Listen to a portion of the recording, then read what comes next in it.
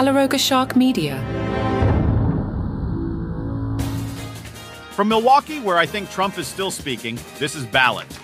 That's right. I watched Trump for half an hour, fell asleep for an hour, and he was still going when I woke up. We have Kid Rock, Hulk Hogan, and Melania doing her best to fake it, probably not for the first time. Am I right? Let's hit this. Well, folks, the Republican National Convention has wrapped up, and it was more star-studded than a Hollywood red carpet, if Hollywood were casting for America's Got MAGA Talent. Hulk Hogan, the man who made ripping shirts a national pastime, decided to bring his signature moves to the political arena. Because nothing says serious politics like a 70-year-old man flexing his biceps and screaming, "Let Trump mania run wild, brother." Hogan, who just last month couldn't decide who to vote for, apparently had a political epiphany after seeing Trump's bloodied face. I guess in the wrestling world, nothing says presidential material like taking a bullet and getting back up. And let's talk about that outfit change. Hogan went from suit and tie to a Trump Vance tank top faster than you can say, "What you gonna do when Trump mania runs wild on you?" It's like a political striptease, but with more red, white, and blue. Hogan called Trump and Vance the greatest tag team of my life. Move over, Rock and Sock Connection. We've got a new dynamic duo in town. And don't forget, Hogan once said he'd make a great VP because he has common sense. Well, buddy, in this political circus, common sense is about as rare as a quiet moment at a monster truck rally. Next, Kid Rock, the man who brought us such classics as Bawit Daba and Cowboy, graced the stage with his presence. And let's just say it was something. Imagine telling Republicans from 2004 that in 20 years, they'd be watching Hulk Hogan and Kid Rock headline a convention for Donald Trump. They'd probably think you were pitching a really bad movie script. Kid Rock, looking like he just stepped out of a swap meet, or as one clever observer noted, like Joe Dirt's long-lost brother, belted out his American badass, with lyrics tweaked to support Trump. Because nothing says presidential like a middle-aged rocker screaming, "Fight, fight," at a bunch of septuagenarians. The performance was met with reactions ranging from mortified to bewildered. One person compared it to Ingrid Andress's drunk national anthem performance. At least she had the excuse of being intoxicated. What's Kid Rock's? And let's not forget his dramatic entrance announcement. Wearing an NRA cap, because of course he was, he asked, "Are you scared?" Well, kid, after that performance, I think a lot of people might be scared for the state of American politics, that is. Even Melania Trump couldn't keep a straight face during Kid Rock's, let's call it a performance at the Republican National Convention. Our former First Lady, known for her poker face that could rival Lady Gaga's, apparently found Kid Rock's patriotic rock and roll extravaganza too much to handle. She was caught on camera looking like she was trying not to burst into laughter faster than you can say "be best." Kid Rock, bless his heart, was up there belting out his hit American Badass with lyrics tweaked for the occasion. Instead of, "Hey, hey, hey, we got Trump, Trump, Trump," it's like he's playing Mad Libs with his own songs. And let's not forget the audience participation. Nothing says serious political convention quite like a bunch of delegates chanting "Fight, fight, fight," like they're at a schoolyard brawl. But the real star of the show? Melania's barely contained amusement. It's gone more viral than a cat video on a slow news day. I guess even she couldn't believe what she was seeing. It's like watching the Queen try not to laugh at a whoopee cushion during a royal ceremony.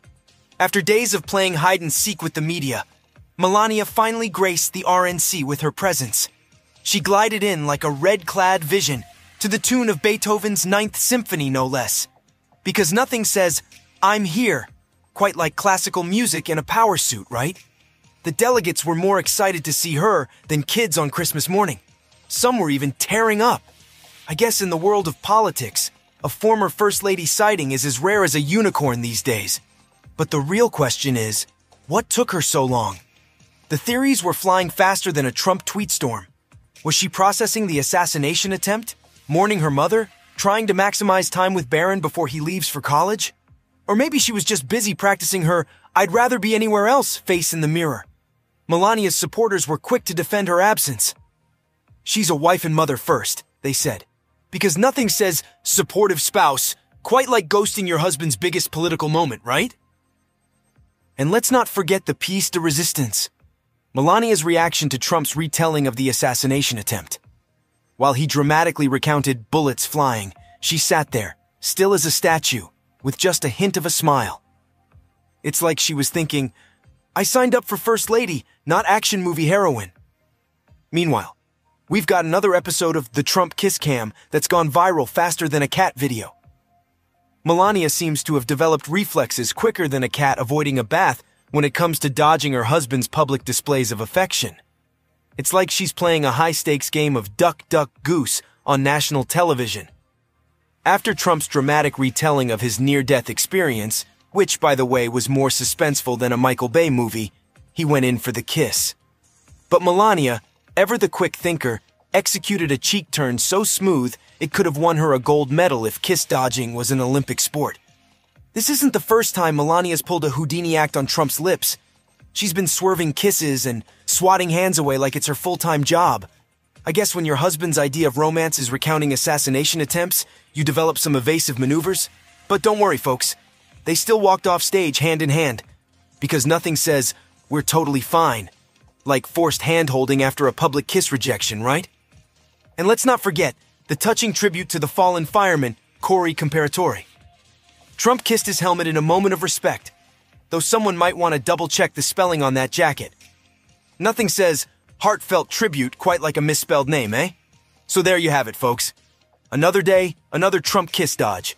Stay tuned for the next exciting episode of Love and Politics, the Trump edition. Oh, and if Kid Rock wasn't cool enough for Generation Z, the Republicans trotted out Vivek Ramaswamy to tell Gen Z that being conservative is the new way to rebel.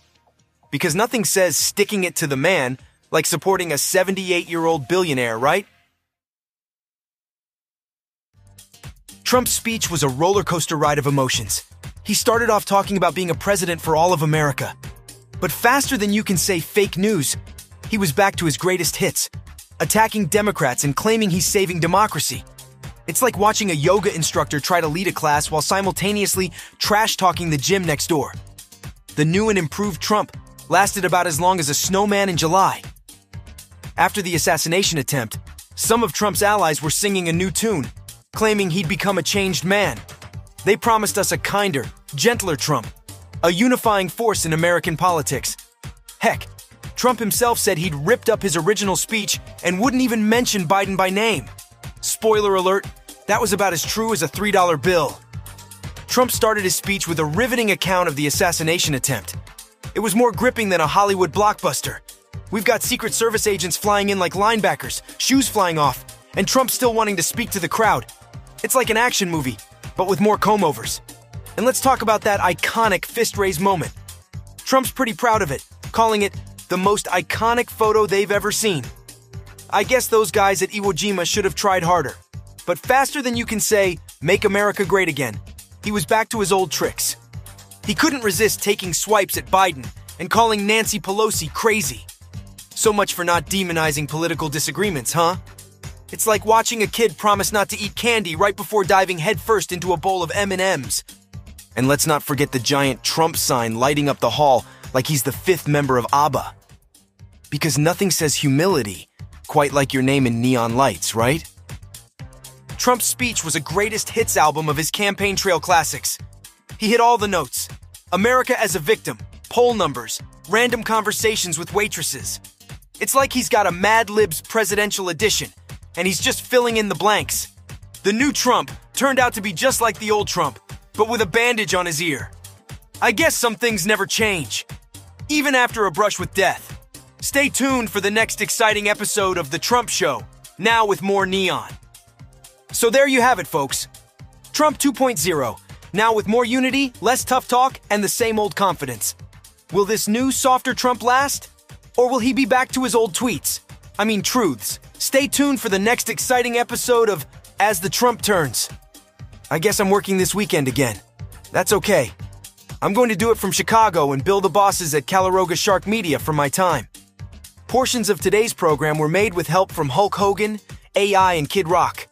Be sure to hit follow on your podcast app if you're a new listener.